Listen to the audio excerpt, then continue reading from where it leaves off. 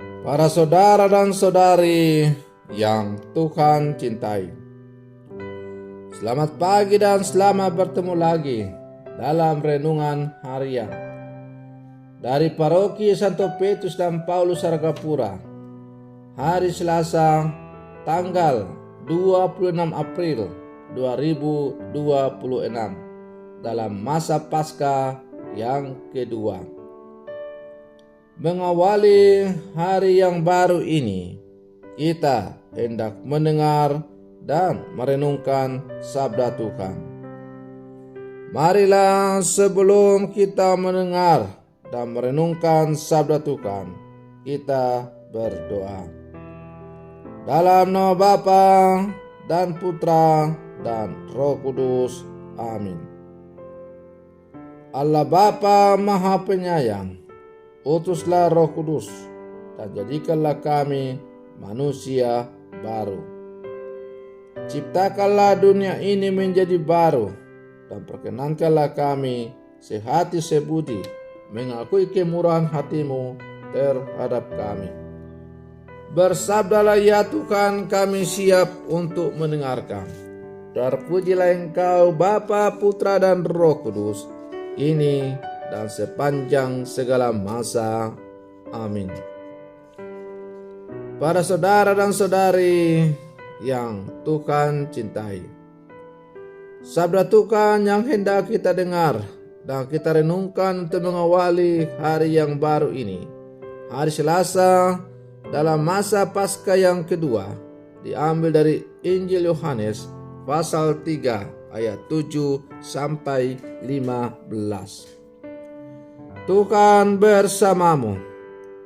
Inilah Injil Tuhan kita Yesus Kristus menurut Santo Yohanes. Dalam percakapannya dengan Nikodemus, Yesus berkata, "Janganlah engkau heran karena aku berkata kepadamu, kamu harus dilahirkan kembali. Angin bertiup kemana ia mau, engkau mendengar bunyinya, tetapi engkau tidak tahu dari mana ia datang atau kemana ia pergi. Demikianlah halnya dengan tiap-tiap orang yang lahir dari roh." Nikodemus menjawab katanya, "Bagaimanakah mungkin hal itu terjadi?" Jawab Yesus, "Engkau adalah pengajar Israel dan engkau tidak mengerti hal-hal itu? Aku berkata kepadamu, sesungguhnya kami berkata-kata tentang apa yang kami ketahui, dan kami bersaksi tentang apa yang kami lihat, tetapi kamu tidak menerima kesaksian kami. Kamu tidak percaya waktu aku berkata-kata dengan kamu tentang hal-hal duniawi. Bagaimana kamu akan percaya kalau aku berkata-kata dengan kamu tentang hal-hal surgawi? Tidak ada seorang pun yang telah naik ke surga selain Dia yang telah turun dari surga, yaitu Anak Manusia. Dan sama seperti Musa meninggikan ular di padang gurun, demikian juga Anak Manusia harus ditinggikan, supaya setiap orang yang percaya kepadanya beroleh hidup yang kekal." Demikianlah sabda Tuhan.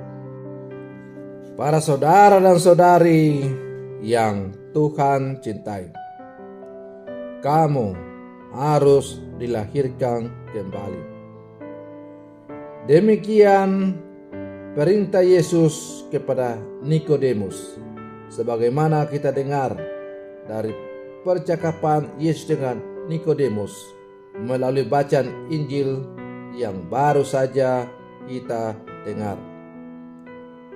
Dalam percakapan itu, Yesus mengatakan bahwa setiap orang harus dilahirkan kembali.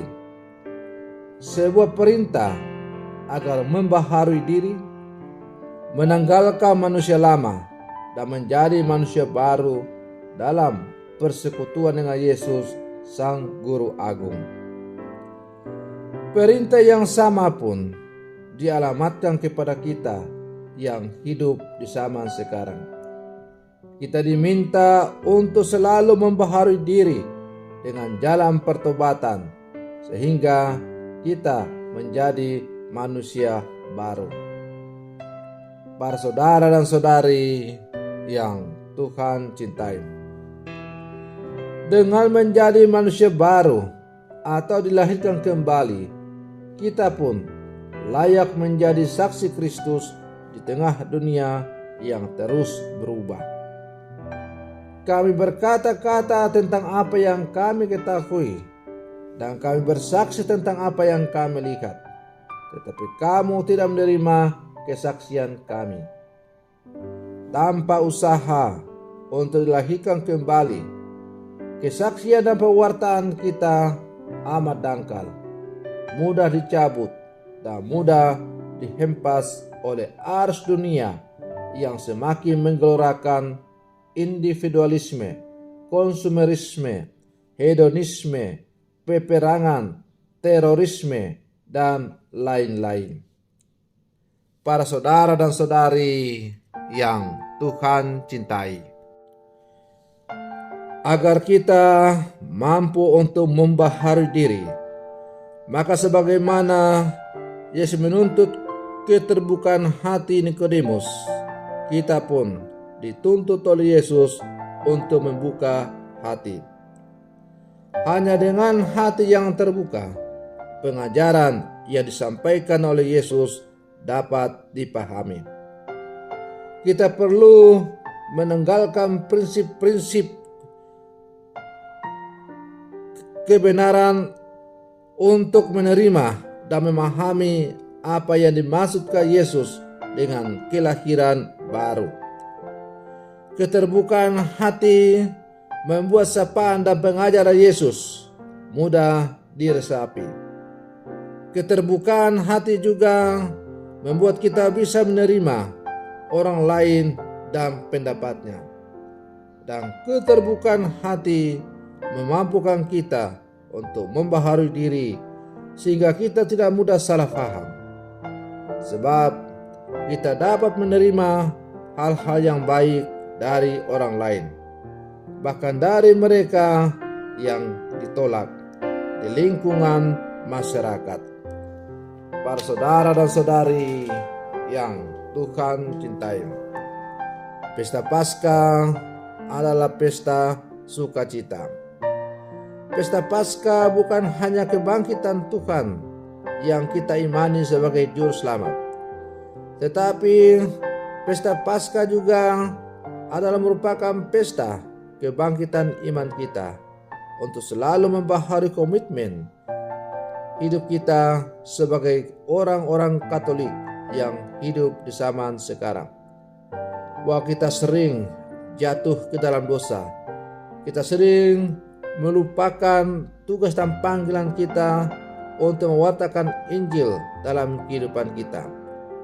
Maka dengan merayakan pesta Paskah, kita disadarkan kembali akan tugas komitmen yang pernah kita janjikan untuk menjadi murid-murid Yesus yang sejati, mewartakan Injil dalam seluruh kehidupan kita lewat cara hidup kita masing-masing.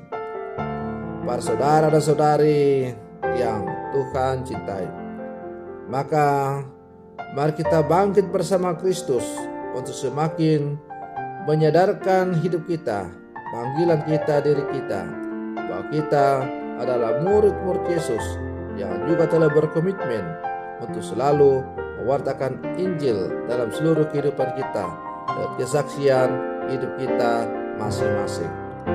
Semoga dengan kesaksian hidup kita sebagai murid-murid Yesus yang hidup sama sekarang, dunia semakin diliputi oleh kasih Allah. Semoga demikian. Selamat pagi, Tuhan Yesus memberkati.